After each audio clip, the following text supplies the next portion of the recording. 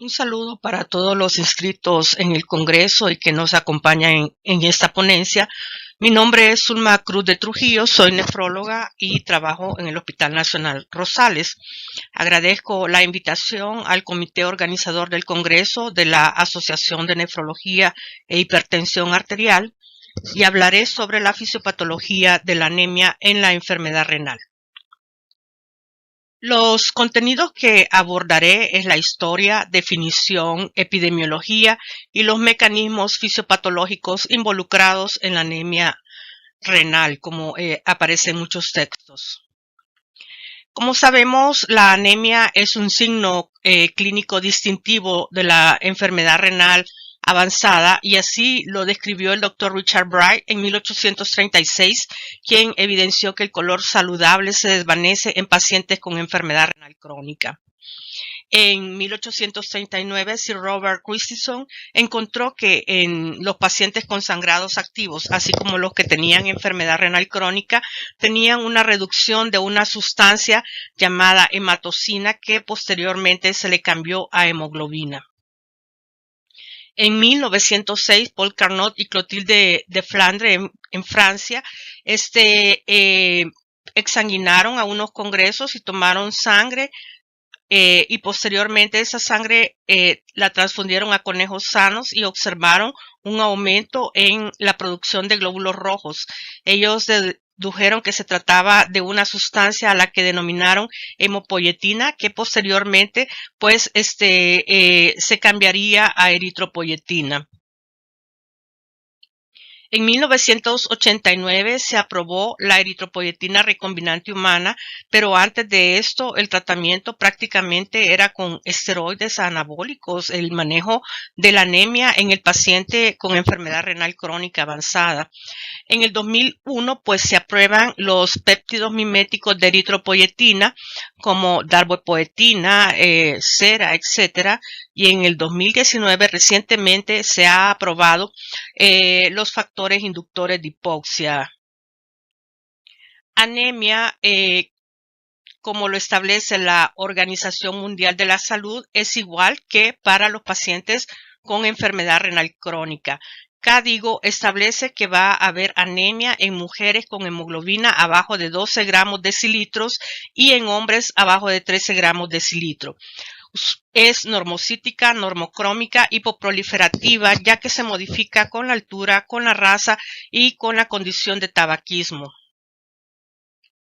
En Europa consideran anemia en hombres adultos y mayores de 70 años cuando la hemoglobina está abajo de 13.5 gramos decilitro y en mujeres en todas las edades hemoglobinas abajo de 10 gramos decilitro. En la encuesta ENHANCE de 1988 al 94 se evaluaron 15.971 personas arriba de 18 años, en donde se estableció la función renal con el nivel de los valores de anemia y pues se observó que en hombres con un estimado de tasa de filtrado glomerular abajo de 75 mililitros por minuto podía aparecer anemia y en mujeres abajo de 45 mililitros por minuto. Sin embargo, pues todos sabemos, debemos conocer que ya cuando está abajo de 30 mililitros por minuto el estadio de tasa de filtrado glomerular, el descenso de la hemoglobina es grave. En 2007 a 2010, la misma encuesta incluyó a 12.077 personas con enfermedad renal crónica, estableciendo una prevalencia de anemia del 15.4%. Como podemos observar, en los primeros estadios es incluso abajo del 15%, pero ya en el estadio 4 y 5 es arriba del 50%. Interesante porque pues la identificación de la anemia dentro de este contexto se sospecha en pacientes que tienen alto riesgo de enfermedad renal crónica y esto es evidentemente cuando ya el estimado de tasa de filtrado glomerular es bajo, el paciente es diabético o está en control nefrológico, por lo que tenemos que identificar más tempranamente anemia en estos pacientes, pues sabemos que si hay una reducción de hemoglobina ya más de 10 gramos decilitro, pues es un paciente que requiere en estadios prediálisis este abordaje terapéutico. En el estudio KIP, con una N de 5.380 pacientes ambulatorios con nefropatía diabética, se identificó anemia en 22% en pacientes con grado 3 de enfermedad renal y 54.2% en el de anemia en el grado 4, o sea, muy similar a lo de ENHANCE. Podemos observar que sí hubo una correlación de tanto CADIGO como la definición de Organización Mundial de la Salud, que en el estadio 4 y el estadio 5, pues el porcentaje de anemia pues es mucho mayor. En esta gráfica lo que demuestra que independientemente del estimado de tasa de filtrado glomerular en población mayor de 70 años, prácticamente pues se va a observar mayores niveles de anemia y pudiese ser por factores asociados al envejecimiento renal. En esta otra gráfica podemos observar que la anemia en la mayoría en los estadios avanzados de la enfermedad renal es normocítica, normocrómica, pero que en estadios tempranos podemos encontrar anemia con otras características, que es que sea microcítica, y aquí tenemos que evaluar pérdidas sanguíneas de otra etiología no renal. El primer mecanismo, por lo tanto, es la disminución en la producción de eritropoyetina. La eritropoyetina es una glucoproteína de 30 kilodaltons, Cada célula tiene alrededor de 1000 receptores de eritropoyetina. Y la principal función es regular la producción de hemoglobina y glóbulos rojos para que mejore el transporte de oxígeno por la vía aeróbica. En la etapa fetal y perinatal, la eritropoyetina se sintetiza mayormente a nivel hepático, pero ya en la adultez, 85 a 90% de esta se va a dar en los fibroblastos intersticiales de la corteza renal, muy cerca de las células epiteliales tubulares y de los capilares peritubulares en las células yuxtaglomerulares, prácticamente adjuntas a la arteriola aferente, que es la que proporciona la sangre al glomérulo, y de ahí que va a ser muy sensible a los cambios vasculares. El 10 a 15% se produce en otros sitios como gónada, cerebro, vaso, etc. La unión de la eritropoyetina a su receptor, como les dije, hay casi 1000 receptores en las células, da como resultado la hemodimerización de su receptor, enviando señales a 3 sistemas importantes, llamado sistema JAK2, STAT5, la de proteína G y el canal de calcio quinasa. Es muy relevante decir que la unión de la eritropoyetina a los receptores salvan de apoptosis a las células progenitoras eritroides y a la posterior generación de eritroblasto, lo que permite la división celular y la maduración de los glóbulos rojos. Es algo muy importante de la eritropoyetina. Tiene protección contra la apoptosis, y eso se ha verificado en células del cerebro, en las neuronas, también en el miocardio, están en investigación. Lo que hace entonces la eritropoyetina es ordenar a las células madre eritropoyéticas en la médula ósea producir los eritrocitos, y la producción es de 2.5 a 3 millones de eritrocitos por segundo. Estos tienen una vida media alrededor de 120 días y luego se vuelven senescentes y son fagocitados por los macrófagos esplénicos, hepático y de médula ósea, que es prácticamente el sistema retículo endotelial.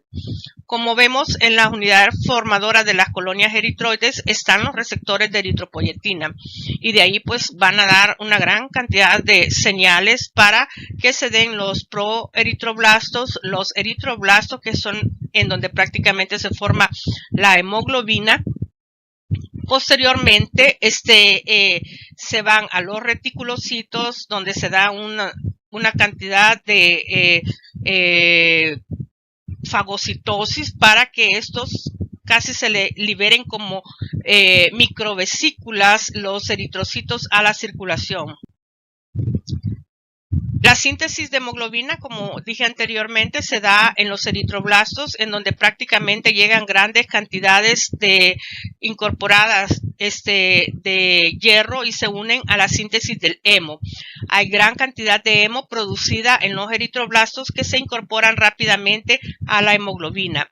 Y el hierro intracelular y el hemo son controlados por distintos mecanismos. Sin embargo, es importante que esto llegue hasta los reticulocitos para su maduración, en donde prácticamente su liberación es controlada.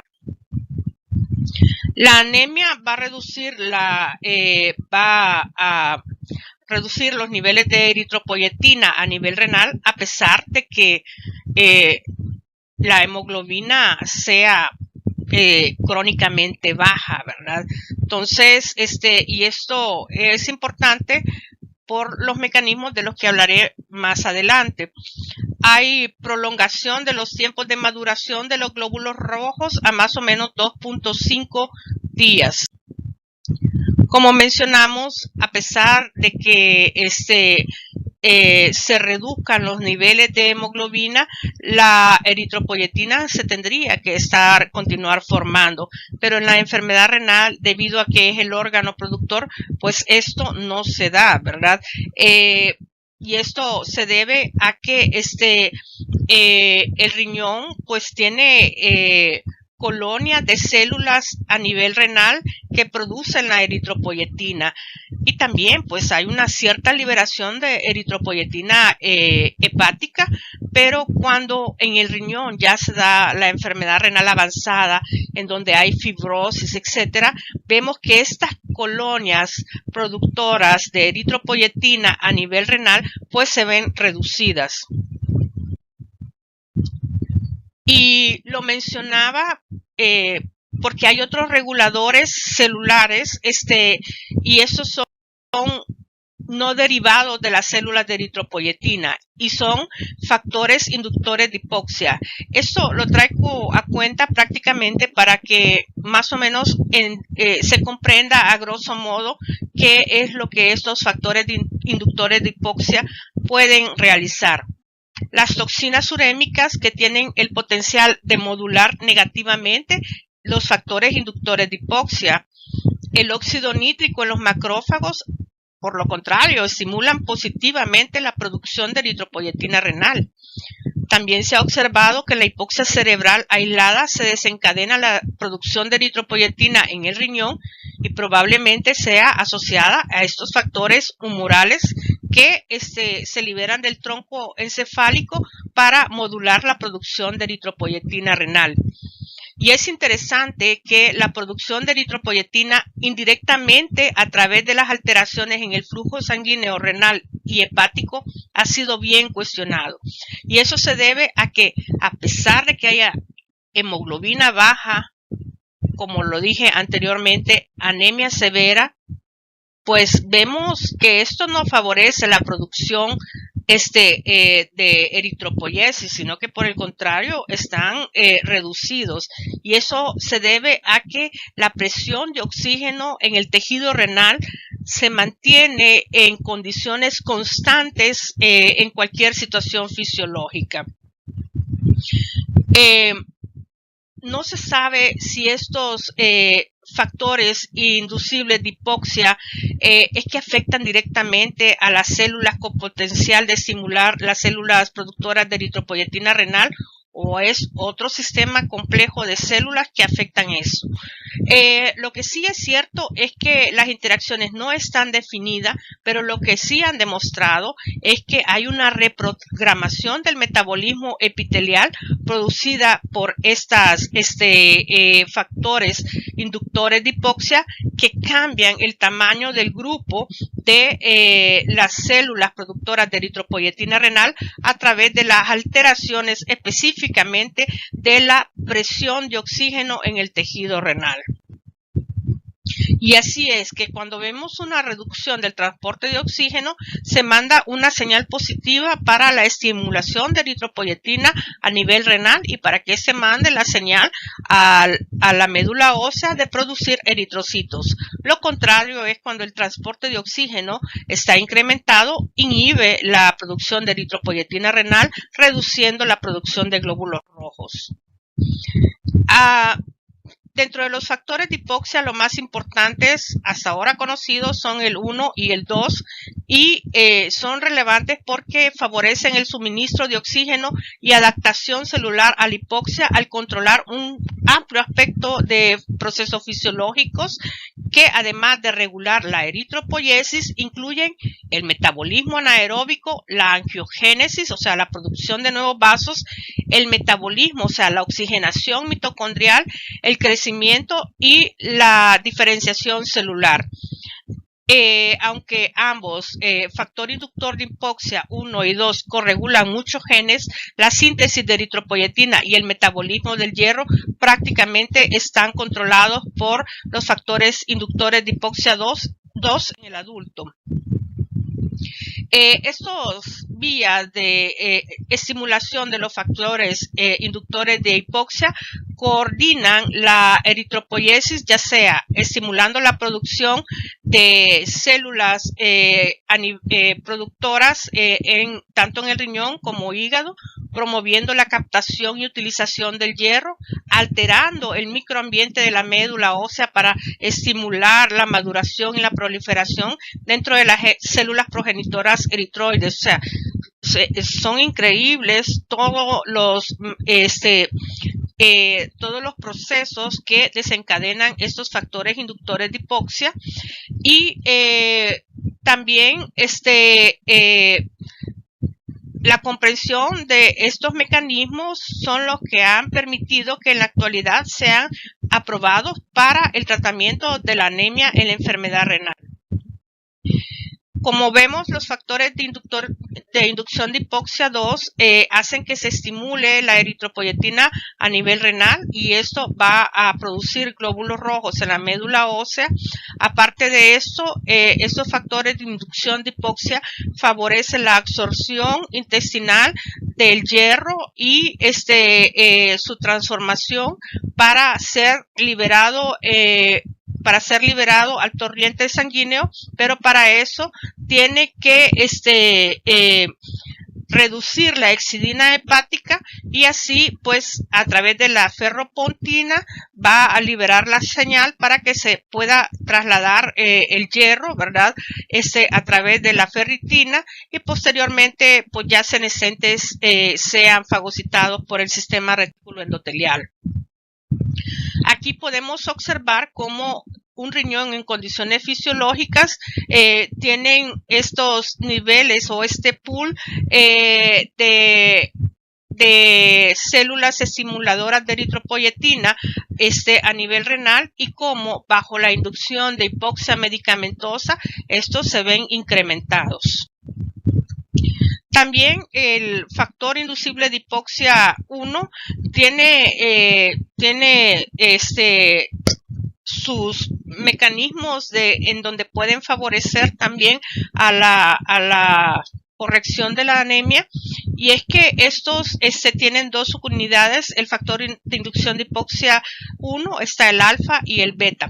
El beta prácticamente se mantiene constante en cualquier condición, pero el 1 alfa sí se encuentra en condiciones normóxicas reducidos, y una vez reducidos son hidroxilados frente al oxígeno, hierro, 2-oxoglutarato, y posteriormente reacciona a la proteína de von Hippel-Lindau y luego sufren ubiquinización y se destruyen. Aquí podemos ver que Los factores de inducción de hipoxia alfa, ¿verdad? Reaccionan al hierro, al oxígeno y 2-oxoglutarato. Estos, pues, posteriormente se unen a la proteína de von Hippel-Lindau, sufren ubiquinización y luego prácticamente son degradadas. O sea, estas no se mantienen constantes en condiciones de normoxia. Pero en condiciones de hipoxia, esta 1-alfa no se destruye, se mantiene constante y se une prácticamente al factor inducción de hipoxia 1-beta, y de ahí es donde reclutan proteínas coactivadoras. Y dentro de estas están el gen de la eritropoyetina y también factores de crecimiento endotelial vascular que va a producir angiogénesis. Algo muy importante que regula negativamente la PDK1, lo cual hace que se disminuya el oxígeno a nivel mitocondrial. O sea, también interviene en la oxigenación celular. En condiciones de hipoxia, como dijimos, no se degrada, se mantiene estable, se une al núcleo de los factores de inducción de hipoxia beta y de ahí van a afectar a los genes de transcripción de eritropoyetina. Lo mismo, normoxia, el IF1 prácticamente sufre ubiquinización y se degrada por proteosomas, pero luego en hipoxia se mantiene estable, se unen, hay también algunas señales a factores hepáticos y también pues obviamente al gen de la eritropoyetina favoreciendo la unión a su receptor y estimulando la producción de eritropoyetina a nivel renal, o pues no sabemos si también en las células que no son extrarrenales. El segundo mecanismo de anemia es el metabolismo del hierro. La disponibilidad del hierro es un paso importante para la maduración de los glóbulos rojos. La hemoglobina consta de 4 grupos hemo y cada uno de ellos se incorpora hierro para la unión al oxígeno. Los glóbulos rojos maduros tienen alrededor de 300 millones de moléculas de hemoglobina y 2/3 de eso, del hierro, se encuentran en el compartimiento eritroide. El hierro que es transportado a la circulación va unido a la transferrina. Entonces, dentro de las causas de anemia, tenemos una disminución en la producción de glóbulos rojos. Esto puede ser por una deficiencia relativa de la eritropoiesis, que lo hablamos con antelación. Más adelante vamos a hablar del mecanismo que puede causar disminución de la producción de glóbulos rojos en inflamación, infección, hiperparatiroidismo y también en deficiencias nutricionales, en donde en algunas ocasiones hay déficit de algunos cofactores como complejo B, ácido ascórbico, etcétera, que son importantes para la maduración de los glóbulos rojos. Pero puede también existir una depresión del pool de glóbulos rojos circulantes por pérdidas sanguíneas crónicas. Esto puede ser por otros tipos de sangrados menstruales, sangrado de tubo digestivo, reducción de la vida media de los glóbulos rojos, tomas sanguíneas frecuentes, y como podemos observar, esto se da mucho en nuestros pacientes. Y también recordemos que los que están en terapia de reemplazo renal, hay una pérdida sanguínea a través de la hemodiálisis que quedan en los circuitos, y también a nivel de diálisis peritoneal, los recambios pueden interferir con la absorción intestinal de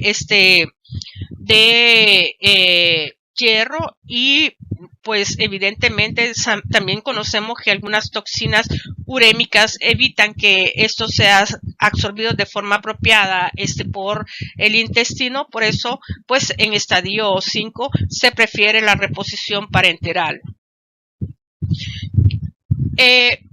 Cuando tenemos los niveles de hierro bajo, entonces se da una orden al hígado para que pare la producción de hepcidina. Y esto es importante que lo tengamos claro para la siguiente parte, ¿verdad? Una vez se bloquea la hepcidina, pues prácticamente la absorción intestinal del hierro, el hierro pasa a través del enterocito a la circulación. Pero cuando estos están normales, entonces se da una producción incrementada de la hexidina, la cual va a bloquear el paso del hierro al enterocito, bloqueando principalmente la ferroportina, que esta es como la puerta, ¿verdad?, en donde la hexidina va a actuar para liberar el hierro al sistema sanguíneo. Y el tercer mecanismo es la anemia por enfermedades crónicas, que a nivel de anemias esta es la segunda causa. Se le conoce como anemia inflamatoria o hiperferronemia por inflamación y es causado por procesos infecciosos, inflamatorios, enfermedades neoplásicas, condiciones de inflamación crónica como lo es la obesidad, la diabetes, pero también situaciones críticas, por ejemplo, hoy con el COVID-19, traumas severas, y esto lo traigo a colación debido a que muchos profesionales, como ven tanta enfermedad renal crónica, algunas veces piensan que las injurias renales agudas no se van a acompañar de anemia. Y sí, ¿verdad? Puede ser mediante este mecanismo. Usualmente la hemoglobina es leve, de 10 a 11 gramos decilitro, y en el 20% de los casos es abajo de 8 gramos decilitro. 25% de los casos es microcítica, hipocrómica, con reducción de los reticulocitos y elevación de las citoquinas. La disminución del hierro a la célula es una estrategia de defensa evolutiva para limitar el hierro a los microbios invasores. Si no los limitamos, pues esto se multiplicaría. Así que hay distintos procesos fisiopatológicos, pero el más importante es el de la hexidina, que es el principal regulador de la homeostasis del hierro.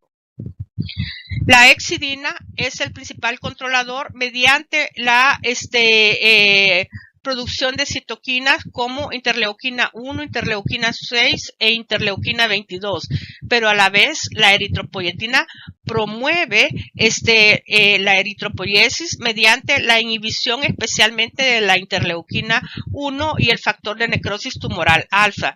De ahí que en condiciones de inflamación se ha observado niveles elevados de interleuquina 6 y factor de necrosis tumoral alfa que se correlacionan con la necesidad de mayores dosis de darboepoetina. Entonces, en condiciones de inflamación podemos tener que no nos respondan como queramos los agentes estimulantes de eritropoiesis. Y por otro lado, también los niveles reducidos de vitamina D aumentan la hexidina, ¿verdad?